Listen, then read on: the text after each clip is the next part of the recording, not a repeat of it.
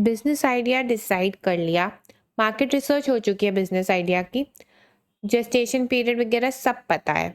अब कंफ्यूजन आ गया कि बिजनेस स्टार्टअप करें तो कौन से फॉर्म में करें। Hello friends, welcome to our channel रैशमो। आज हम डिस्कस करने वाले हैं कि बिजनेस स्टार्टअप करें तो कैसे करें, कौन से फॉर्म में करें। बिजनेस स्टार्टअप के बहुत सारे फॉर्म्स है, sole proprietorship, 1% company, partnership, LLP, company. अब ये एक्चुअली है क्या और इनमें से आपके लिए कौन सा बेस्ट है, हम डिस्कस करते हैं। सबसे पहले, अगर आप एक इंडिविजुअल ओनर हो, मतलब कि एक इंडिविजुअल पर्सन हो जो बिजनेस को स्टार्टअप करना चाहते हो, किसी और पर्सन को इन्वॉल्व नहीं करना चाहते अपने बिजनेस में, तो आपके पास दो ऑप्शंस है। या तो आप सोल प्रोप्राइटरशिप स्टार्ट कर सकते हो या 1% कंपनी। अब सोल प्रोप्राइटरशिप वर्ड ही कहता है सोल मतलब कि ओनली, प्रोप्राइटरशिप मतलब कि proprietor is the only owner. तो सोल प्रॉपर्टीशिप एक सबसे सिंपलेस्ट बिजनेस फॉर्म है जो हमें आम जिंदगी में मिलता है, जैसे कि beauty parlours, barber shop, general store, sweet shop. ये सारे एग्जाम्पल्स है सोल प्रॉपर्टीशिप बिजनेस में, जिसमें जो एक सिंगल ओनर होता है वही बिजनेस को ओपन करता है और आगे वही पूरा का पूरा बिजनेस मैनेज करता है।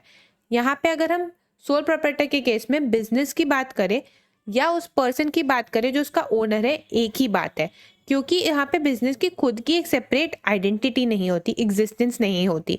यहाँ पे वो पर्सन ही है जो बिजनेस है। मतलब कि अगर बिजनेस की कोई लाइबिलिटीज है और सफिशिएंट एसेट्स नहीं है बिजनेस के पास, तो इस केस में ये इंडिविजुअल पर्सन वो अपने पर्सनल एसेट्स में से बिजनेस की लाइबिलिटी पे करेगा, क्योंकि बिजनेस और वो पर्सन एक ही इंसान है। ऑन द कॉन्ट्ररी, एक मोर फॉर्मल स्ट्रक्चर आता है अगर आप सिंगल पर्सन ही हो और सिंगल पर्सन में ही बिजनेस फॉर्म चलाना चाहते हो, जिसे कहते हैं 1% कंपनी। मतलब कि एक ही बंदा बनाएगा, पर यहाँ पे कंपनी वर्ड आते ही क्या बेनिफिट मिल जाएगा, बिजनेस की एक खुद की एक सेपरेट आइडेंटिटी, एक सेपरेट एग्जिस्टेंस। मतलब जैसे इस केस में यहाँ पे बिजनेस और वो पर्सन एक ही बंदा था और हमारे पास सफिशिएंट एसेट्स नहीं थे, तो उस बंदे ने अपनी पर्सनल लाइबिलिटीज में से पे करा। यहाँ पे सिंस कंपनी फॉर्म हो गई है, तो कंपनी की खुद की एक सेपरेट एग्जिस्टेंस है और पर्सन की एक सेपरेट एग्जिस्टेंस है, तो कंपनी अपने एसेट्स में से ही लाइबिलिटी पे करेगी और इस केस में personal assets of the owner responsible नहीं होंगे टू पे the liabilities of the business.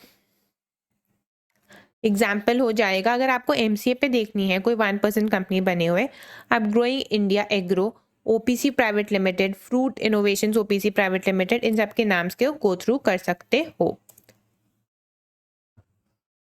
अब आते हैं, हम सिंगल नहीं, हम या तो बनाना चाहते हैं दो या उनसे ज़्यादा पर्सन्स मिलके, या फिर हम चाहते हैं कि हम हमारा बिजनेस चलता जा रहा है उसे एक्सपैंड करना चाहते हैं, उसमें और रिसोर्सेज इन्वॉल्व करना चाहते हैं और मैनेजमेंट और फंड्स चाहते हैं। तो हम बिजनेस एक्सपैंड करने के लिए चाह रहे हैं कि हम अपने ओनरशिप को सिंगल से एक्सपैंड करके पार्टनरशिप में चेंज करें। तो जब आप 2 या मोर पर्सन्स हो और आप अपने बिजनेस को बढ़ाना चाहते हो, तो आपके पास ऑप्शन है टू गो इनटू पार्टनरशिप और लिमिटेड लायबिलिटी पार्टनरशिप। अब ये क्या चीज़ होती है, पार्टनरशिप में क्या होता है, पार्टनरशिप में एक अग्रीमेंट के थ्रू 2 और मोर पार्टीज अग्री कर लेती हैं कि हम इतनी रिसोर्सेज लाएंगे और आगे चल के जो प्रॉफिट और लॉस होएगा वो इस रेशियो में शेयर होएगा। जो आजकल की लॉ फर्म्स है, रियल एस्टेट इन्वेस्टमेंट फर्म्स है, अकाउंटिंग फर्म्स है, ये यूजुअली सारी की सारी पार्टनरशिप फर्म्स होती हैं। इसका ही एक बेटर वर्जन फॉर्मल पार्टनरशिप कह लो, लिमिटेड लायबिलिटी पार्टनरशिप। इसमें क्या है तो कुछ पार्टनरशिप के फीचर्स और कुछ कंपनी के फीचर्स। पार्टनरशिप के फीचर्स क्या होगा, मतलब इसे वही 2 और मोर पार्टनर्स इन्वॉल्व होकर फॉर्म करते हैं, बट लिमिटेड लायबिलिटी वर्ड आते ही पार्टनर्स को क्या बेनिफिट मिलता है कि जैसे पार्टनरशिप, सिंपल पार्टनरशिप में बात करें तो अगर एक पर्सन की कोई नेग्लिजेंस है, कोई डिफॉल्ट करा है, तो उस केस में दूसरा partner is equally liable to pay that default या लायबिलिटी की वजह से जो नुकसान हो रहा है। बट लिमिटेड लायबिलिटी पार्टनरशिप में ऐसा नहीं है, यहाँ पे पार्टनर्स की लायबिलिटी जो है वो लिमिटेड है, क्योंकि एक फॉर्मल स्ट्रक्चर है, यहाँ पे इसकी खुद की एग्जिस्टेंस है और पार्टनर्स पर्सनली लायबल नहीं होते हैं। दूसरा यहाँ पे जो बेनिफिट मिलता है वो होता है परपेचुअल सक्सेशन का। परपेचुअल सक्सेशन मतलब क्या हुआ, परपेचुअल सक्सेशन मतलब अगर पार्टनर्स की कोई डेथ हो गई या कोई डिस्प्यूट की वजह से कोई पार्टनर छोड़ के चला जाता है, उस केस में पार्टनर्स में कम एंड गो, उससे पार्टनरशिप बिजनेस को अफेक्ट नहीं होगा लिमिटेड लायबिलिटी पार्टनरशिप में। क्यों नहीं होगा? क्योंकि अगेन एलएलपी की खुद की एग्जिस्टेंस है, किसी के आने जाने से अफेक्ट नहीं होगा, बिजनेस विल कंटिन्यू टू गो।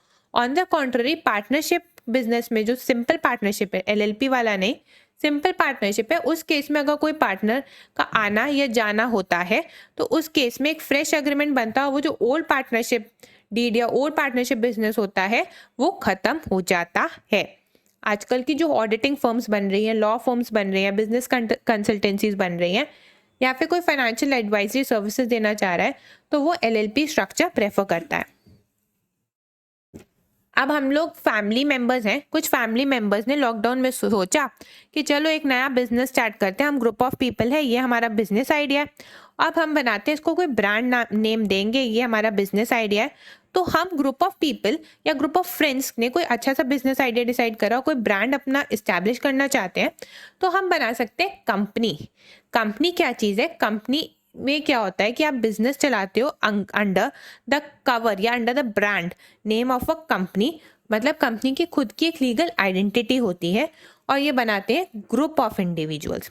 अब कंपनी इनकॉर्पोरेशन का क्या मतलब हुआ? कंपनी इनकॉर्पोरेशन मतलब कि कंपनी को जन्म देना, कंपनी को बनाना। अब कंपनी को क्यों बनाया जाए? कंपनी बनाना ऐसा क्या ज़रूरी है? हम ऐसे ही नॉर्मल काम कर लेते हैं। अगर हम कंपनी बनाते हैं तो हमें ये बेनिफिट्स होंगे। Shield yourself from liability. Shield yourself from liability मतलब कि अगर कंपनी का कवर नहीं होगा, कंपनी की सेपरेट एग्जिस्टेंस नहीं होगी, तो आपकी जो भी बिजनेस में लॉस हो रहा होगा उस केस में आपको खुद के पर्सनल असेट्स में से, अपने पर्सनल कैश में से वो लायबिलिटी बेयर करनी पड़ सकती है। बट अगर आपने कंपनी बना रखी है तो सिंस कंपनी की खुद की एक सेपरेट आइडेंटिटी है, सेपरेट एग्जिस्टेंस है, तो उस केस में कोई आपको अपने पर्सनल लायबिलिटी में से कंपनी का नुकसान भुगतने को नहीं कहेगा। Establish perpetual existence. दूसरा फायदा इसका कंपनी बनाने का ये है कि कोई भी आए या कोई भी जाए, बिजनेस चलता जाए। मतलब कि किसी के आने से या किसी के नहीं होने से वो कंपनी रुकेगी नहीं, क्योंकि कंपनी की अगेन खुद की एग्जिस्टेंस है, उसमें जो पीछे उनके ओनर्स हैं वो बदलते भी जाएंगे, उससे कंपनी की एग्जिस्टेंस को कोई फर्क नहीं पड़ेगा। कंपनी को गवर्नमेंट प्रमोट करने के लिए एडेड टैक्स एडवांटेजेस देती है। और आपको तो पता है कि कंपनी का कोई नाम है, कंपनी कोई ब्रांड से चल रही है, तो कंपनी नाम आते ही मोर रिलायबिलिटी, एक बेटर इमेज बनती है मार्केट में। तो फंड्स रेज करने में अगर बैंक से या कहीं और से, कोई फाइनेंसिंग इंस्टीट्यूशन से अगर आपको फंड्स रेज करने हैं तो कंपनी इमेज, कंपनी बनाने से आपको बेटर और जल्दी फंड्स मिलेंगे। और कंपनी में सिंस मैनेजमेंट, क्योंकि ज़्यादा लोग होते हैं तो बेटर मैनेजमेंट होने के चांसेस होते हैं। आप कंपनी भी बनाए तो कौन सी वाली बनाए? प्राइवेट बनाए कि पब्लिक बनाए, 1% बनाए कि सेक्शन 8 बनाए? आइए जानते हैं। अब कंपनी दो टाइप की, पहले प्राइवेट और पब्लिक के बीच में डिफरेंस पढ़ते हैं। प्राइवेट कंपनी क्या है? प्राइवेट कंपनी ऐसी कंपनी है जो बनाते ग्रुप ऑफ पीपल है। प्राइवेट वर्ड क्यों यूज करा गया? क्योंकि यहाँ पे जो पब्लिक है, शेयर जो है वो पब्लिक को इशू नहीं होते, सिर्फ अपने ही अपने ग्रुप ऑफ मेंबर्स शेयर्स एक दूसरे, मतलब शेयर्स जो होती है इनके पास ही होते हैं, पब्लिक को इशू नहीं किए जाते हैं। तो प्राइवेट कंपनी एक ऐसी कंपनी है जहाँ पे ओनरशिप है वो फाउंडर्स के पास है, और जो मैनेजमेंट है वो भी उन्हीं प्राइवेट इन्वेस्टर्स के पास है, और शेयर्स पब्लिकली ट्रेड नहीं होते इन द ओपन मार्केट। अब सिंस यहाँ पे जो प्राइवेट कंपनी में पब्लिक इन्वॉल्व नहीं होती, तो यहाँ पे जो लीगल फॉर्मेलिटीज, लीगल रिक्वायरमेंट्स है वो कम होती है as compare to public company. Private company बनाने के लिए आपको सिर्फ 2 लोग चाहिए, कम से कम 2 लोग चाहिए, उसके अलावा आप एक्सटेंड कर सकते हो, minimum 2 people. Public company on the country, word public आने का मतलब क्या है कि यहाँ पे हम शेयर्स पब्लिक को इशू कर रहे हैं। पब्लिक को इशू करते हैं यहाँ पे कम से कम 7 पीपल चाहिए और मोर लीगल फॉर्मेलिटीज इन्वॉल्व हो जाती है।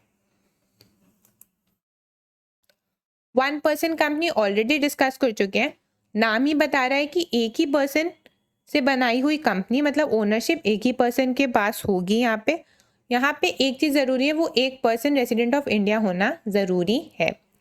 सेक्शन 8 कंपनी क्या होती है? सेक्शन 8 कंपनी वो कंपनी होती है जो किसी सोशल कॉज को प्रमोट करने के लिए बनाई गई, जैसे कि आर्ट्स को, कॉमर्स को, साइंस को, रिसर्च, एजुकेशन, स्पोर्ट्स, चैरिटी या कोई भी ऐसा सोशल सिमिलर ऑब्जेक्टिव। अब बिजनेस का कोई भी फॉर्म अगर आपको फाइनलाइज करना है कि कंपनी बनाए या एलएलपी बनाए या पार्टनरशिप या फिर सोल प्रॉपर्टी ही सही, तो हमेशा इन 4 पॉइंट्स को रख के, इन 4 हेड्स को कंसिडर करके अपना फाइनल डिसीजन लीजिए कि आप लाइबिलिटी कितनी बेयर करना चाहते हो, किस टाइप की चाहते हो, कितने डॉक्यूमेंटेशंस रख सकते हो, ओनरशिप मैनेजमेंट किसके हाथ में चाहते हो, और आप कितने सेटअप कॉस्ट बेयर कर सकते हो। आपको ये बेसिक आइडिया मिल गया है कि क्या कौन से बिजनेस फॉर्म्स होते हैं, उनके क्या बेनिफिट्स होते हैं।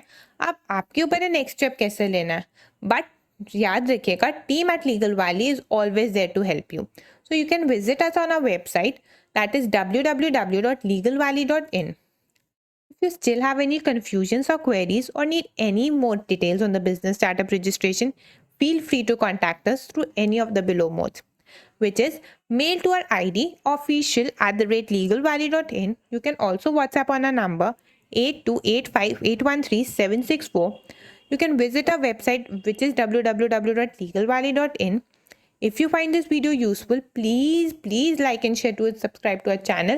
Rashmo, thank you.